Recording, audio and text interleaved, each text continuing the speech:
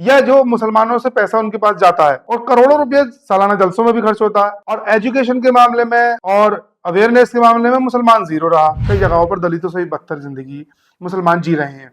अगर पॉपुलेशन के हिसाब से बात करें तो 20 से 25 करोड़ की तादाद में मुसलमान हिंदुस्तान में है, और हालात ऐसे हैं कि समझ लीजिए कि दलितों से भी ज्यादा बदतर। लेकिन मुसलमानों के क्षेत्र में ये ऐसा क्यों कि थाने चौकी और शराब के ठेके और यही मिलेंगे, ऐसे ही जिससे मुसलमान आगे बढ़े वो चीज क्यों नहीं मिलती? इसका जिम्मेदार कौन है?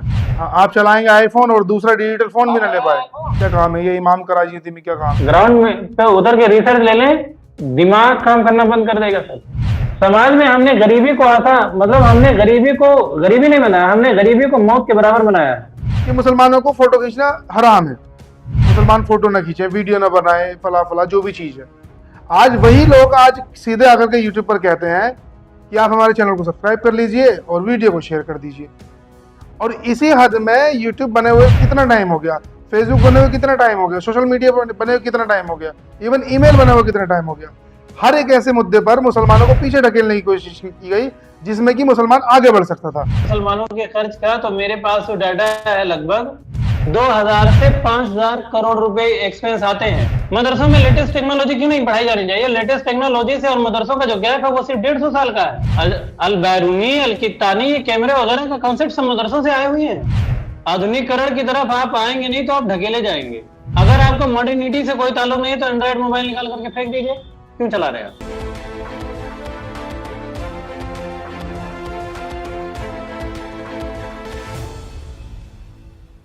जय हिंद, जय भीम, आदाब। आप देख रहे हैं जनसोच। देश भर में जो मुसलमानों के हालात हैं उसको लेकर के आज हम जानने की कोशिश करेंगे कुछ लोगों से कि आखिर मुसलमानों के हालात ऐसे क्यों हुए हैं। क्योंकि देश को आजाद हुए लगभग 70 से 75 साल से ज्यादा हो चुके हैं, उसके बावजूद भी मुसलमान ऐसा ऐसे हालात में क्यों है? क्योंकि सच्चर कमेटी आती है, कुंदू कमेटी आती है, लेकिन हालात जिसके तस हैं, उसके बावजूद मुसलमानों की ये मॉब लिंचिंग होती है जगह जगह पर। और ज्यादातर कहा जाता है कि मुसलमान अनपढ़ होते हैं और मुसलमानों को कुछ भी दुनिया का ज्ञान नहीं है। मदरसा छाप कहा जाता है या कई सारी शब्दों से उनको पुकारा जाता है। आज जानने की कोशिश करेंगे कि आखिर ऐसा मुसलमानों के साथ क्यों हो रहा है। मुसलमानों के साथ साथ ये भी है कि मुसलमानों की आवाज उठाने वाली अन्य पार्टी भी रही, कांग्रेस हो, समाजवादी हो, बीएसपी हो, कई सारी पार्टियां ऐसी रही हैं। फिर भी आज मुसलमान ऐसे हालात में क्यों है कि उसके क्षेत्र में खाने के होटल मिल जाएंगे, आपको एजुकेशन नहीं मिलेगी। आपको मुसलमानों के क्षेत्र में चौकी और थाने मिल जाएंगे, शराब के ठेके मिल जाएंगे, लेकिन अस्पताल, एजुकेशन और भी जो जरूरत की चीजें वो जुड़ी हुई नहीं मिलेगी। इस बात को जानने के लिए हमारे साथ जुड़ेंगे ऑनलाइन एडवोकेट मोहम्मद उस्मान साहब, जो कि सोशल एक्टिविस्ट हैं। उनसे जानने की कोशिश करेंगे कि आखिर मुसलमानों के हालात ऐसे क्यों हैं और उनको किस तरीके से सुधारा जा सकता है। और डॉक्टर मोहम्मद साजिद साहब, जो कि उनसे भी जानने की कोशिश करेंगे कि आखिर मुसलमानों के ऐसे हालात क्यों हैं और उनमें सुधार क्या क्या किए जा सकते हैं, ताकि आप लोगों तक ये सारी चीजें पहुंचे और आप भी अपने अंदर इस चीज को देखने की कोशिश करें, आपके अपने आसपास में देखने की कोशिश करें। डॉक्टर मोहम्मद साजिद साहब इस्लामिक स्कॉलर हैं, रिसर्च करते हैं वक्त वक्त पर और सारी चीजें देखते हैं। आपको बहुत बहुत स्वागत है सभी गेस्टों का।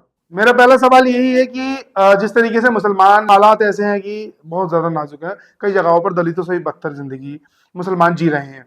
अगर पॉपुलेशन के हिसाब से बात करें तो 20 से 25 करोड़ की तादाद में मुसलमान हिंदुस्तान में है, और हालात ऐसे हैं कि समझ लीजिए कि दलितों से भी ज्यादा बदतर, जो मैंने आपसे पहले कहा। उस पर आप क्या कहना चाहेंगे और इन हालातों का जिम्मेदार आप किसको मानते हैं? देखिए, जहां तक आज की बहस का ताल्लुक है तो उसका जो मुद्दा है वो सिर्फ जज्बात का नहीं है, बल्कि उसे तथ्यों से समझने की जरूरत है। और यकीनन भारत में जो मुस्लिम समुदाय है वो आबादी का एक बड़ा हिस्सा है, मगर जब हम शिक्षा, रोजगार और सामाजिक प्रगति के आंकड़े देखते हैं तो एक उसमें साफ फर्क दिखाई देता है। और सच्चर कमेटी और रंगनाथन मिश्रा कमेटी, ये जो रिपोर्ट्स इनकी आई, उन्होंने इस पिछड़ेपन को आधिकारिक तौर पर चिन्हित भी किया और उसको साबित करने की कोशिश की और उसको सामने रखने की कोशिश की। लेकिन क्या असली जो सवाल है वो ये है कि क्या इन सिफारिशों को जमीन पर उतारा गया, या ये सिर्फ सरकारी नीतियों की नाकामी है, या फिर हमारे समुदाय के भीतर नेतृत्व, प्राथमिकता और संस्थागत कमी भी इसके लिए उतनी ही जिम्मेदार है। तो क्यों ना आज भी हम कई इलाकों में जो अच्छे स्कूल हैं, लाइब्रेरी जगह है, उनके बजाय हम जो छोटे छोटे कारोबार है वो ज्यादा दिखाई देते हैं, वहां पर लाइब्रेरियां और स्कूल कम दिखाई देते हैं। और क्या हमारी सामाजिक और शैक्षिक रणनीति में कोई मूलभूत कमी है? इन तमाम चीजों पर गौर करने की जरूरत है। और जो हमारी चर्चा इस पर कहीं भी हो, उसका जो मकसद हो वो एक दूसरे पर आरोप लगाना नहीं, बल्कि ये समझने की जरूरत है कि समस्या कहां है और उसका समाधान किस जगह तलाशा जाए। मैं चाहता हूं इस तरह से हम इस सब पर बात करने की कोशिश करें। आज इत्तेफाक की बात यह है कि हम और आप देर से जुड़ पाए हैं, और जल्दी मैं आपके बीच से हटने की कोशिश मेरी होगी। 12:30 बजे तक का मैंने वक्त देने की कोशिश की थी, लेकिन फिर भी मैं चंद अहम बातें यहाँ पर रखने की कोशिश करता हूं।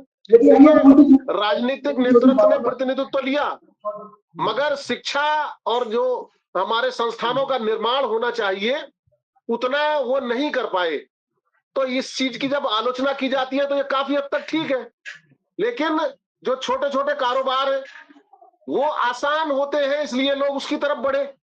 मगर जब अच्छी शिक्षा की हम बात करते हैं तो उसमें निवेश हमारी प्राथमिकता है ही नहीं। हम शादी वगैरह में गैर जरूरी चीजों में ज्यादा जो है खर्च करने लगे हैं। अच्छा, दीनी जलसे हैं, वो भी सिर्फ जज्बात की बात करते हैं। उनका जब हम असर लेते हैं, फॉलो अप लेने की अगर हम बात करते हैं, तो उतना फॉलो अप हमें उनका नहीं मिलना। अच्छा, मदरसा और जो आधुनिक शिक्षा का मामला था उसमें टकराव नहीं है, लेकिन बस कहीं ना कहीं बैलेंस करने की जरूरत है। और हमें समझना पड़ेगा हमारे समुदाय को कि दीन और दुनिया दोनों बहुत आसानी के साथ साथ चल सकते हैं, बस जरूरत है हमारे पक्के इरादे की। और एक और खास बात कहकर अपनी बात को मैं चाहूंगा कि आप लोग भी उसमें पार्टिसिपेट करें। देखिए, मकतब को सिर्फ नजारे तक सीमित नहीं रखें। अगर ऐसा करेंगे तो वो नुकसानदेह होगा। उसे करेक्टर बिल्डिंग और बेसिक एजुकेशन का केंद्र बनाएं। किताबों, लाइब्रेरी से दूरी विकास की सबसे बड़ी बाधाओं में से एक है। और कुल मिलाकर समस्या सिर्फ सरकार या हम समाज और इनकी अलग अलग नाप करके करें, बल्कि इनकी साझा जिम्मेदारी माने और सोच को बदलाव में तब्दील करने की कोशिश करें। कई सारी कमेटियां बनी, सच्चर कमेटी बनी, कुंडू कमेटी बनी और रंगनाथ मिश्रा की कमेटी बनी, जिसमें कि मुसलमानों के हालात बताए गए कि मुसलमान इस तरीके से आज जिंदगी गुजार रहे हैं और अब आने वाले वक्त में इनको सुधार की जरूरत है। लेकिन हुआ क्या, देखने के लिए तो यही मिलता है आज भी कि मुसलमानों के क्षेत्र में कोई भी ऐसा डेवलपमेंट नहीं है। इसमें आप किसको जिम्मेदार मानते हैं? आखिर क्या वजह नहीं है? सर, बुनियादी वजह एजुकेशन सिस्टम है।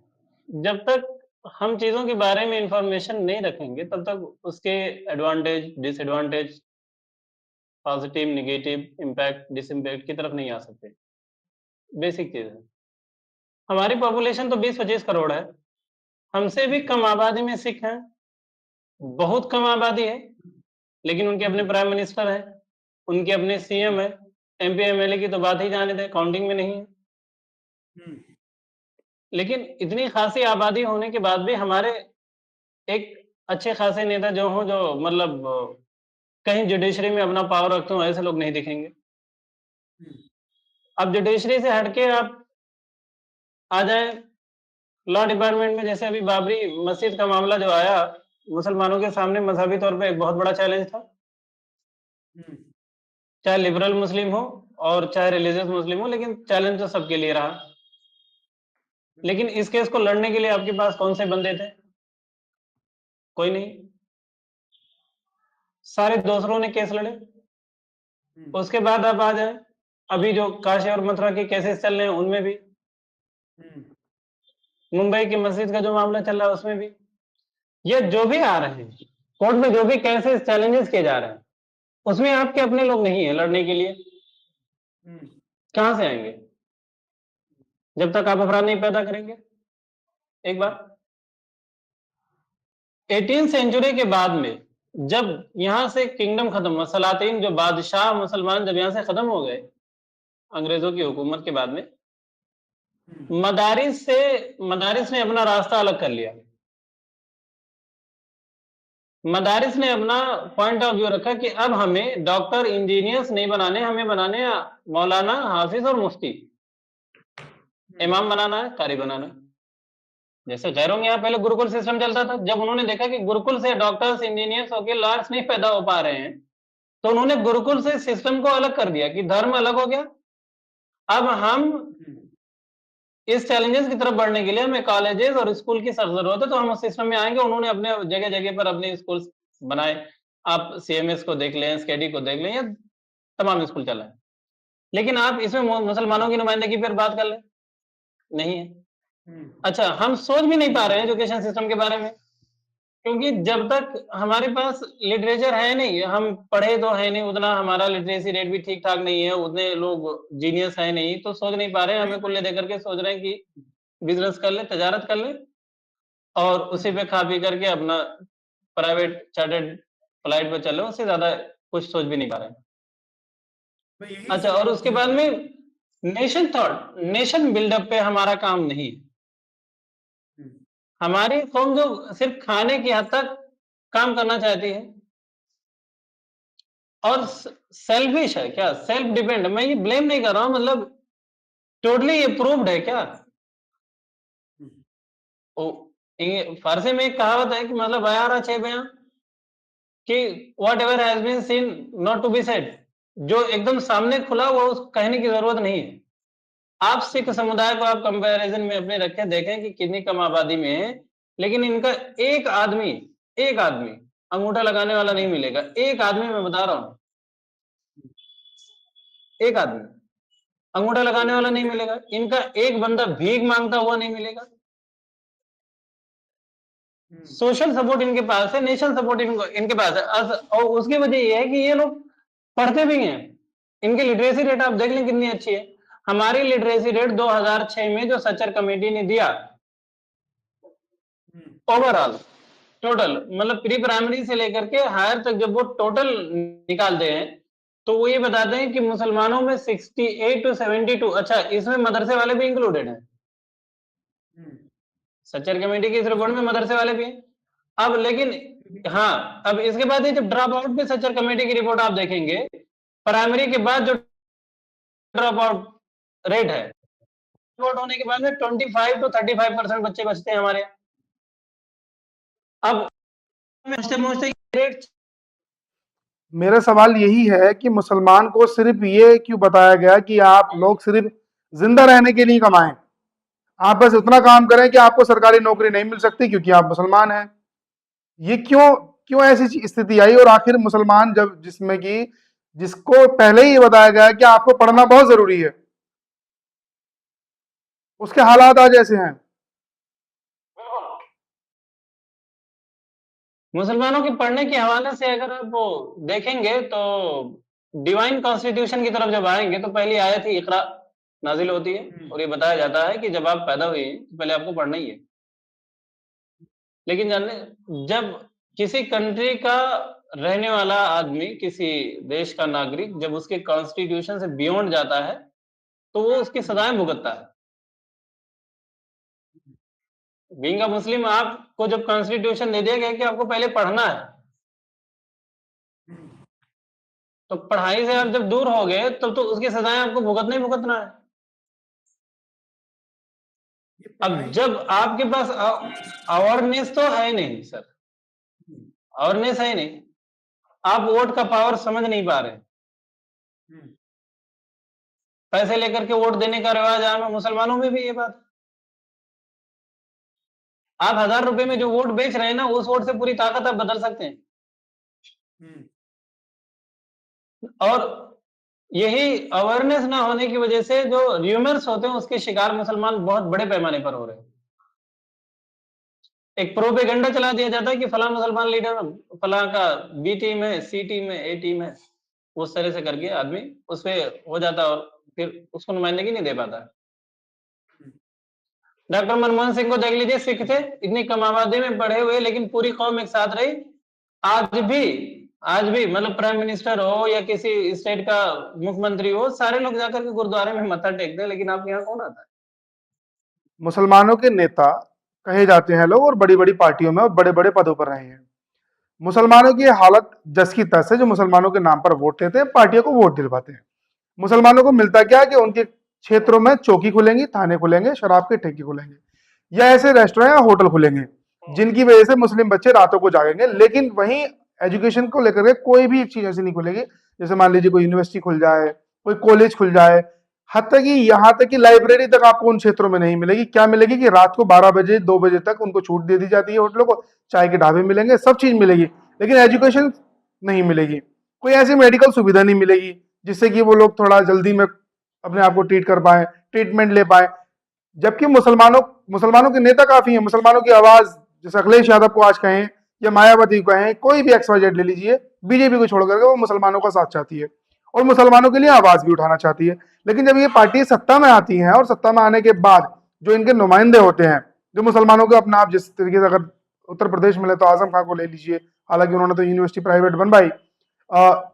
कई सारे ऐसे नेता हैं, मैं किसी के नाम लूं, लेकिन मुसलमानों के क्षेत्र में ये ऐसा क्यों कि थाने चौकी और शराब के ठेके और यही मिलेंगे, ऐसे ही जिससे मुसलमान आगे बढ़े वो चीज क्यों नहीं मिलती? इसका जिम्मेदार कौन है? क्या आप थोड़ा बहुत बता पाएंगे? हाँ, बिल्कुल। इसके जिम्मेदार जिन, एक तो पहले फाइनेंशियल कंडीशन जिनकी बहुत अच्छी है, साहिब सरवत लोग इसके जिम्मेदार हैं। पॉलिटिकल कंडीशन जिनकी अच्छी है, ये नेता लोग इसके जिम्मेदार हैं। पढ़े लिखे जो बुद्धिजीवी हैं, ये भी इसके जिम्मेदार हैं। ये तीनों लोग इसके जिम्मेदार हैं। जैसे जिसके पास खाने को नहीं, वो तो कोई काम ही नहीं कर सकता ना, वो तो खाने की तलाश में मरेगा। बुद्धिजीवी प्लान कर सकता है और जिसके पास पैसा वो पैसा खर्च कर सकता है। और पॉलिटिशियंस हमारे जो, वो पॉलिटिकल सपोर्ट हमें दे सकते हैं। और इन चीजों की स्टैंड करने में हमें तीन चीजों की बहुत ज्यादा जरूरत पड़ेगी। तो तीनों हमारे गायब हैं। पढ़े लिखे जो नौकरी पा गए वो सोच रहे हैं हम नौकरी पा गए, अब हमारी जिम्मेदारी खत्म हो गई, खा पी करके काम खत्म कर लेंगे अपना। इन तीनों को एक प्लेटफॉर्म पर आकर के और एक साथ कंधे से कंधा मिला के काम करना ही पड़ेगा। और तीनों में से अगर कोई एक मिस होगा सर, तो पॉसिबल नहीं है कि आप नेशन को बिल्डअप कर ले जाए। कोई चांस नहीं बन पाता है। मान लीजिए आपके पास पैसा और बुद्धिजीवी दोनों दोनों है, लेकिन पॉलिटिकल पावर अगर आपके पास नहीं है, तो मौलाना मोहम्मद अली जौहर यूनिवर्सिटी की जो सूरत हाल हुई आप देख लीजिए।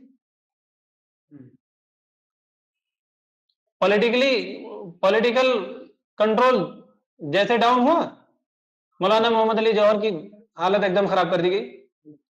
तो पैसे और बुद्धिजीवी दोनों काम नहीं आए। लेकिन एक जगह पॉलिटिकल पावर भी बहुत मजबूत है, लेकिन ये दोनों लोग अगर नहीं है तब भी काम नहीं हो पाएगा। ये तीनों लोग, पॉलिटिशियंस और पैसे वाले, जिनके पास पैसे हैं, मालदार बिजनेसमैन तबका, ये पैसे वाले और लिटरेट लोग, इन तीनों को बिना पर्सनल मफाद के, अपनी मफाद को छोड़ करके, एक तरफ कौम के लिए अगर 2-2%, 4-4% अपनी मेहनत एफर्ट का हिस्सा लगा देंगे, तो पूरी कौम खड़ी हो जाएगी अपने पांव पर। अच्छा, कुछ लोग जो जिम्मेदार लोग हैं, जो इस लायक हैं, जो पैसे दे करके या किसी तरीके से मदद कर सकते हैं, इसी नहीं यही कह रहे हैं ना? जो जिम्मेदार लोग हैं, जिनके पास इतने वसाइल हैं, जो जिस तरीके के अमीर लोग, ज्यादातर जो मुसलमान लोग हैं, वो एक दूसरे को सपोर्ट हाँ, करें। बिल्कुल कह सकते हैं, कह सकते हैं। लेकिन वहीं जो सालाना करोड़ों रुपए खर्च होते हैं जलसों पर, दीनी मामलों पर खर्च होते हैं, जिस तरीके बफ का आप मामला देख लीजिए, 27,000 संपत्ति ऐसी हैं जो रजिस्टर्ड नहीं हो पाई हैं। 27,693 संपत्तियां हैं वो। अब वो लोगों ने बफ के नाम पर चंदा लिया हो, या उनसे जिम्मेदारी ली हो, या जो मुसलमानों से पैसा उनके पास जाता है, और करोड़ों रुपए सालाना जलसों में भी खर्च होता है।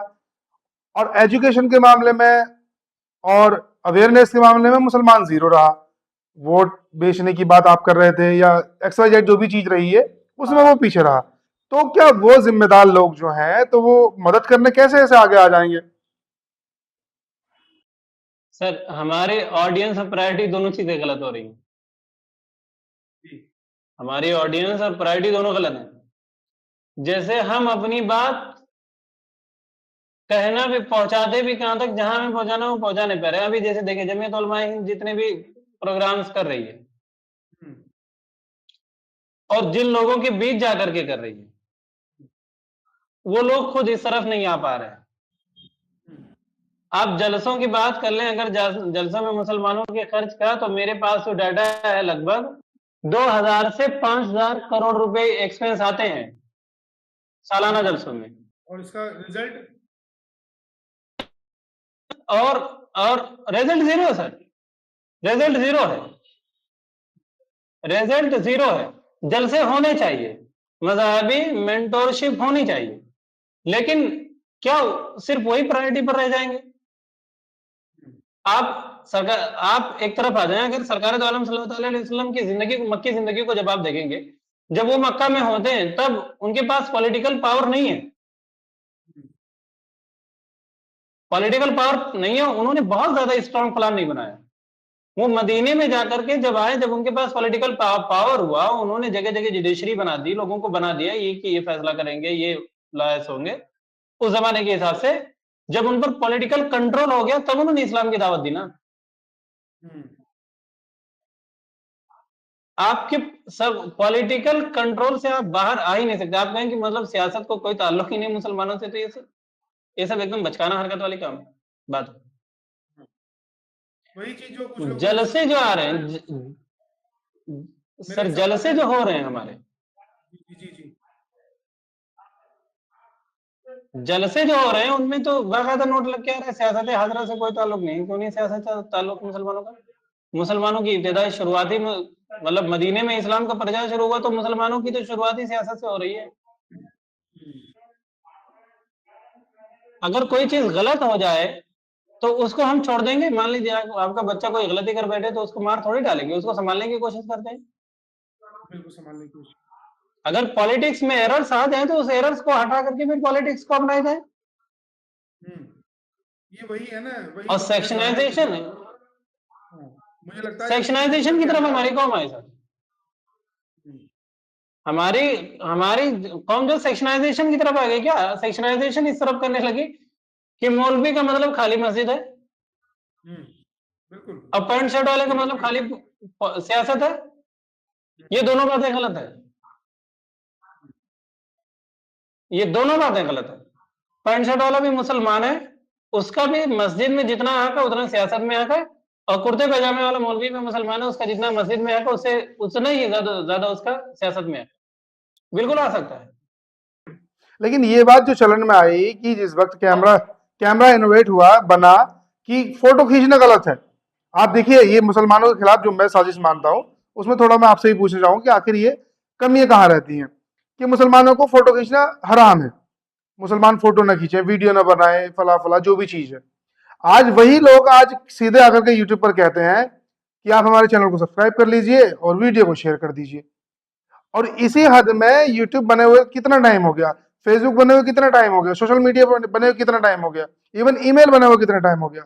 हर एक ऐसे मुद्दे पर मुसलमानों को पीछे ढकेलने की कोशिश की गई जिसमें कि मुसलमान आगे बढ़ सकता था, उसमें आगे हिस्सा ले सकता था। शेयर मार्केट को छोड़िए, चलिए शेयर मार्केट को भी वो गलत ही बताते हैं, लेकिन खुद पैसा लगा देते तो वो ठीक हो जाती है।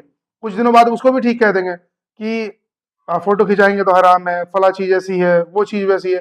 लेकिन वक्ती जरूरत के हिसाब से आज जब 2026 2025 आ गया तो हमें वही लोग दिखाई दे रहे हैं कि आप हमारे चैनल को फॉलो कर लीजिए, या उनकी तकरीरें हम लोगों को सुनने मिल रही हैं। तो युवा की तो जिंदगी गई। सर असल में क्या है ना, फिका बहुत मजबूत है और बहुत वाइड है। फिका के हवाले से सोचने के लिए जो, इसीलिए तो कहा गया कि मतलब इमाम शामी की तरफ जब आप आएंगे, फका जो बहुत बड़े मुफ्ती आला हजरत रजी अल्लाह ताला से पहले के हैं, इमाम शामी।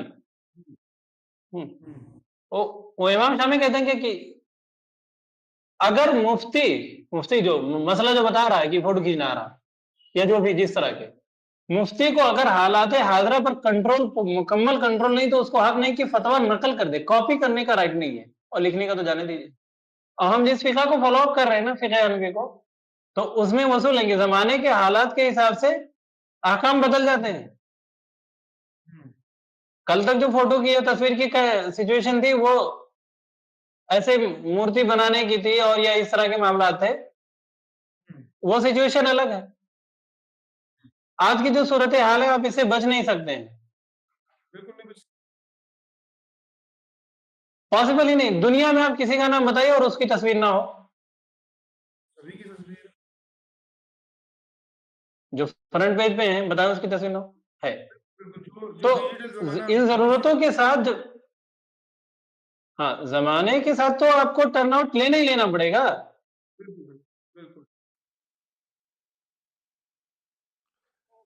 ये यही चीज मैं जानने की कोशिश करूँ। खैर जिस तरीके से आपने बताया, तो क्योंकि ये मुस्लिम लोग हैं और ये मदरसों के ही उस चीज से जाती हैं चीजें, जो इमाम मिंबर पर बैठते हैं, तकरीरें करते हैं, जलसों में यही जलसों से ही निकल करके चीजें आती हैं कि अब मदरसे को लेकर के भी कुछ चीजें हुई थी। मदरसे को जब सरकार ने आधुनिकीकरण के लिए जोड़ने की कोशिश की, तो उसमें क्या हुआ कि कुछ लोगों ने उसका विरोध करना शुरू कर दिया कि मदरसों में क्या पढ़ाएंगे, ये साइंस पढ़ाएंगे, क्या चीज पढ़ाएंगे, क्या करना चाह रहे हैं आप मदरसों के साथ। आपने देखा होगा कि इसके विरोध हुआ और लगातार चीजें हुई। तो क्या ये मुसलमानों को पीछे फिर से ढकेलने की कोशिश है? क्या मदरसों में ये साइंस और लेटेस्ट टेक्नोलॉजी वाली चीजें चल रही हैं, ये पढ़ाई जानी चाहिए? ये चीज मैं जानना चाहता हूँ आपसे। बिल्कुल पढ़ाई जानी चाहिए। मदरसों में लेटेस्ट टेक्नोलॉजी क्यों नहीं पढ़ाई जानी चाहिए? लेटेस्ट टेक्नोलॉजी से और मदरसों का जो गैप है वो सिर्फ 150 साल का है। अल बैरूनी, अल कित्तानी, ये कैमरे वगैरह का कॉन्सेप्ट सब मदरसों से आए हुए हैं। लेकिन आज तो मदरसों को दूर कर दिया ना। जाबिर बिन हयान वगैरह जो मैथमेटिक्स जो लेकर के जाबिर हयान वगैरह आ रहे हैं, ये सब मुसलमान ही तो है, मदरसे इसे तो पढ़ के आ रहे हैं। उस वक्त कॉलेजेस कहाँ थे? लेकिन आज ये स्थिति, मैं वही चीज पूछना चाह रहा हूँ कि जब सरकार कह रही है कि हम आधुनिकीकरण करेंगे, कि एक हाथ में कुरान हो तो दूसरे में संविधान हो और एक हाथ में कंप्यूटर भी देना चाहते हैं, उसी चीज का कुछ लोग जो बड़ी बड़ी संस्थाएं हैं मुसलमानों की जिम्मेदारी लिए हुए हैं, वो इसका विरोध करती हैं। वो उनका ये डिसीजन ठीक नहीं है सर। जितने भी जो मुसलमानों के ठेकेदार जो तंजीमें बन रही है, वो मुसलमानों के ठेकेदार तो है ही नहीं है।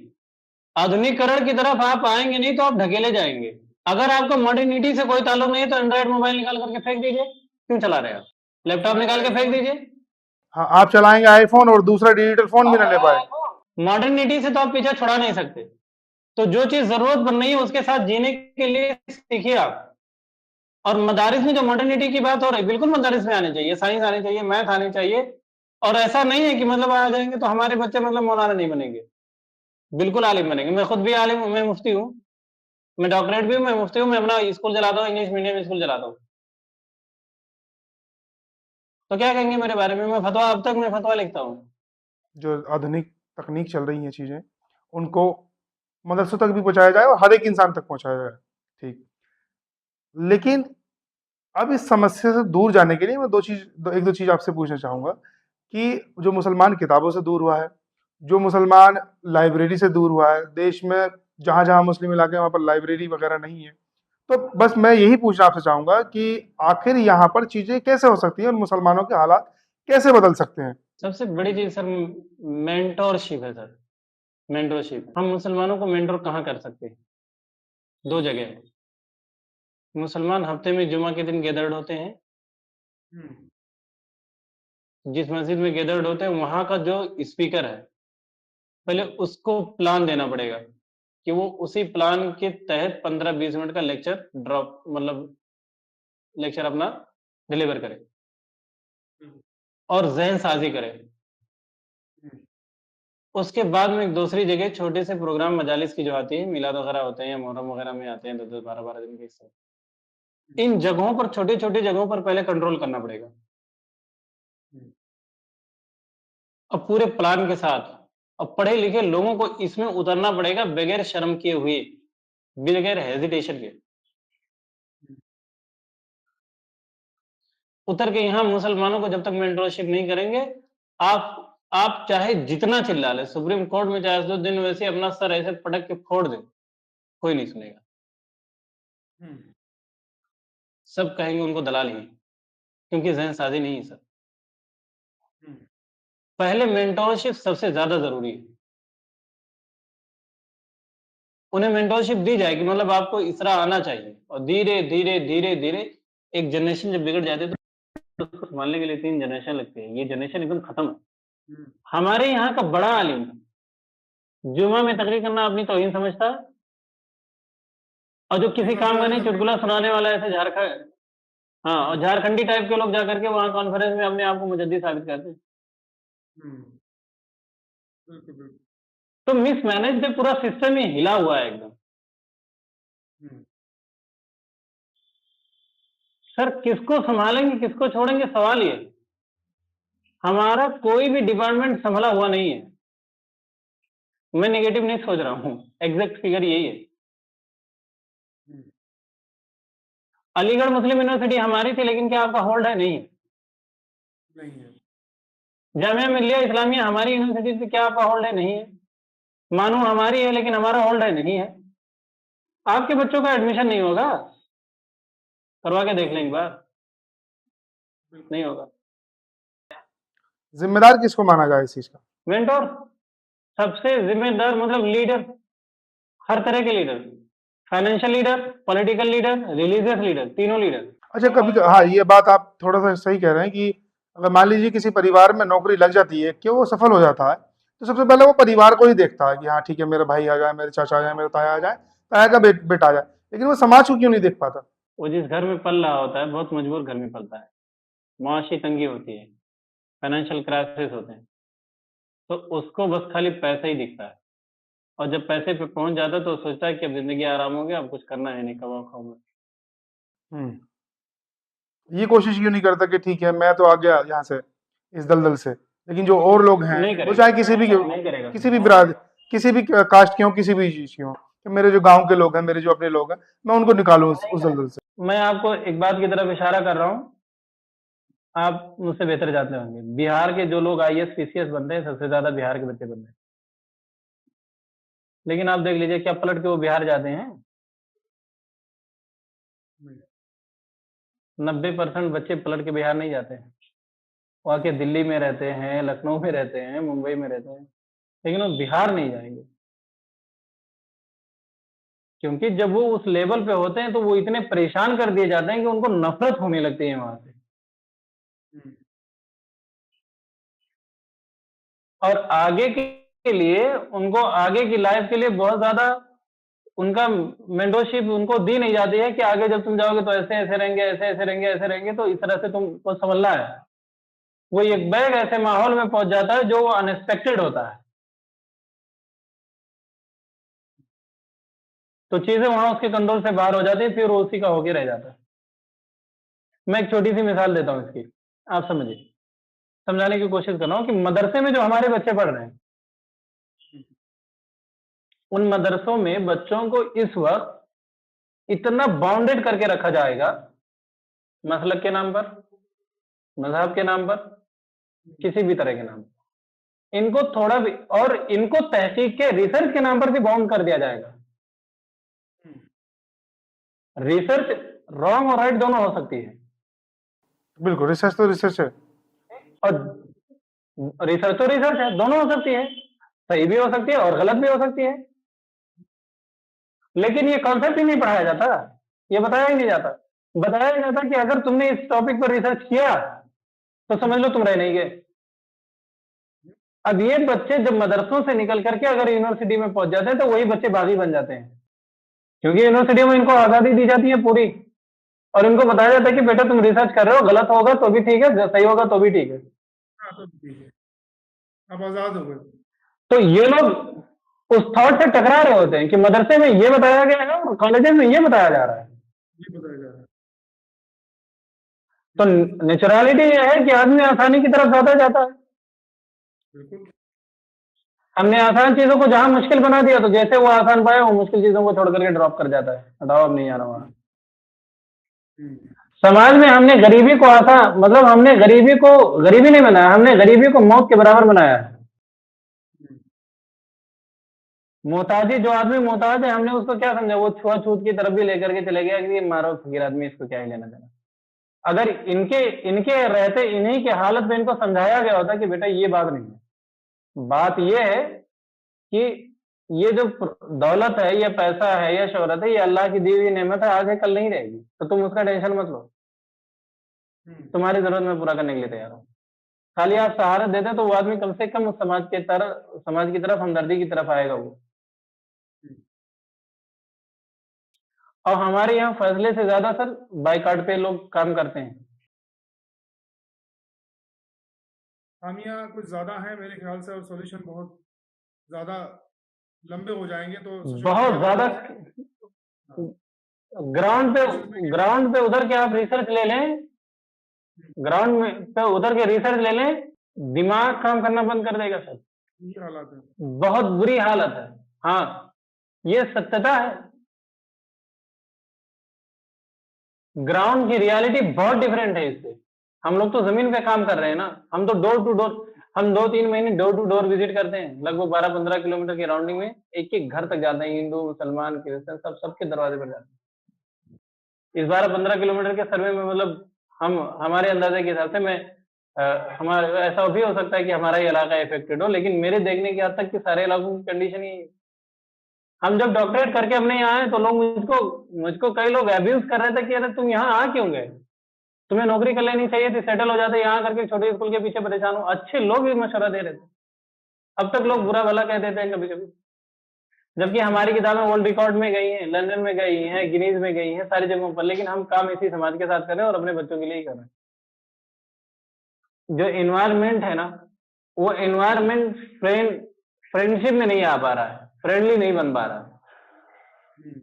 बड़े की इज्जत जरूरी है, छोटे से मोहब्बत जरूरी है, लेकिन कभी किसी से अगर गलतियां हो जाए तो बड़े को चाहिए कि वो छोटों को संभाल ले। अगर उसको बहुत ज्यादा सख्ती से निपटेगा तो वो बगावत करेगा। आज नहीं करेगा कल करेगा वो। अब डेफिनेटली करेगा। और आज का नौजवान, आज का जीएनजी कल के मिलेनियम से कहीं ज्यादा एडवांस है। एडवांस। जब तक आप उसके सोशल बाइकाट की बात करेंगे ना, तब तक वो आपकी धज्जी उड़ा चुका होगा। बिल्कुल बिल्कुल बिल्कुल, बहुत तेज जनरेशन है और ठीक है, वक्त के हिसाब से सही चल रही है वो। लेकिन अब यही है कि देखिए, जिस तरीके से अभी जो और जनरेशन रही है पिछले दिनों में कि आपको फोटो खिंचाना ठीक नहीं है, वीडियो बनाना ठीक नहीं है, आप लोग जो काम कर रहे हैं वो भी ठीक नहीं है। हत्ता कि साइंस तक पढ़ने के लिए कुछ लोगों ने तो कहा था कि साइंस पढ़ना मुसलमानों के लिए है नहीं। और दूसरी चीज कि मुसलमान का राजनीति में क्या काम है, या इमाम का राजनीति में क्या काम है। मेरे हवाले से मेरी मालूमात क्या था कि जो बातें हो रही ना, ये ज्यादातर अफवाह की बातें हैं। हमें लगता है कि साइंस हमारे लिए है नहीं, ऐसा कोई आलिम भी शायद इस चीजों पर नहीं बोल सकता है। लेकिन कुछ लोग हैं, हाँ, एक जिम्मेदार आलिम भी नहीं, लेकिन जो लोग इस तरह से ह्यूमनाइज कर रहे हैं वो गलत कर रहे हैं। उनका सच बात यह है कि उनका इस्लाम से ही कोई लेना देना नहीं है। जो कहें साइंस मतलब है ही नहीं है, साइंस भी तो एक हाइपोथेटिकल प्रैक्टिकल ही है ना। साइंस भी तो प्रैक्टिस ही करती है ना, हाइपोथेसिस बनाते हैं, उसके बाद उसको प्रैक्टिस करके देखते हैं कि रॉन्ग राइट क्या रॉन्ग क्या, उसके रिजल्ट्स होते हैं, बाकायदा आउटकम आते हैं। साइंस जहां कुरान से टकराएगी वहां साइंस के रिसर्च करो, गलत किया जा सकता है, लेकिन साइंस को गलत नहीं कहा जा सकता, और इस्लाम इसको गलत कह ही नहीं सकता, सवाल ही नहीं है। चलिए फिर किसी और मुद्दे के साथ आपसे जुड़ने की कोशिश करेंगे, क्योंकि मुद्दे बहुत सारे हैं समाज को लेकर के, मुसलमानों को लेकर के, और जानने की कोशिश करेंगे। जिस तरीके से आपने बताया कि मेंटरशिप की जरूरत है, और जो क्षेत्र में जो मुस्लिम क्षेत्र है, वैसे जो एजुकेशन अगर देश को आगे बढ़ाना है तो उसमें एजुकेशन ज्यादा से ज्यादा होनी चाहिए, खास करके उन इलाकों में जहां पर एजुकेशन की कमी है। आपसे बहुत बहुत कुछ सीखने के लिए मिला है और बहुत कुछ जानने के लिए मिला है, ताकि ये चीजें और लोगों तक भी जाएं। और हम आगे भी कोशिश करेंगे कि कुछ जगहों पर चीजें जो सही होती है लेकिन उनको दिखाया कुछ गलत तरीके से जाता है, वो भी हम आपसे जानने की कोशिश करेंगे कि आखिर ये चीजें चल क्यों रही हैं। तो आपने देखा किस तरीके से मोहम्मद उस्मान साहब जो है हमारे एडवोकेट साहब, उनसे हमारी ज्यादा देर तक बात नहीं हो पाई, क्योंकि कुछ टेक्निकल इश्यू था जिसकी वजह से, और थोड़ा वक्त का भी था जिसकी वजह से वो लीव हो गए। लेकिन कोशिश करेंगे अगली बार में हम उनको जोड़ेंगे, और जोड़ने के बाद में सारे सवालात और भी मुद्दों पर पूछने की कोशिश करेंगे। और मोहम्मद साजिद साहब, आपका बहुत बहुत धन्यवाद, आपने हमें इतना वक्त दिया और लोगों को तफसील से आपने ये चीजें बताई। आगे भी आपसे जानने की कोशिश करेंगे कि जो वक्त या हालात में मुद्दे चल रहे हैं उनको किस तरीके से दूर कर सकते हैं, और जो हालात चल रहे हैं उनको कैसे सुधारा जा सकता है। ये आपने बिल्कुल सही कहा कि मेंटरशिप की कमी है, मेंटरशिप मजबूत होनी चाहिए और लोगों को आकर के उनको समझाना चाहिए, चाहे वो कोई भी मैदान हो, मदरसा हो, मस्जिद हो, या फिर एक आम मैदान हो, यानी आम चौराहा हो, जहां पर भी हो, ज्यादातर मेंटरशिप होनी चाहिए, जिससे कि मुसलमान भी आधुनिकरण से जुड़ सके। तो कुछ भी हमारे व्यूअर्स इस चीज पर समझ सकते हैं, और जो समझे हैं आप हमें कमेंट बॉक्स में बता सकते हैं, और वीडियो को शेयर कर सकते हैं, वीडियो को लाइक करना ना भूलें, और ऐसे ही वीडियो हम आपके लिए ला सके जिससे कि समाज में सुधार हो सके, उसके लिए आप हमारे चैनल को सब्सक्राइब करना ना भूलें। आप देख रहे थे सोच, बहुत बहुत शुक्रिया।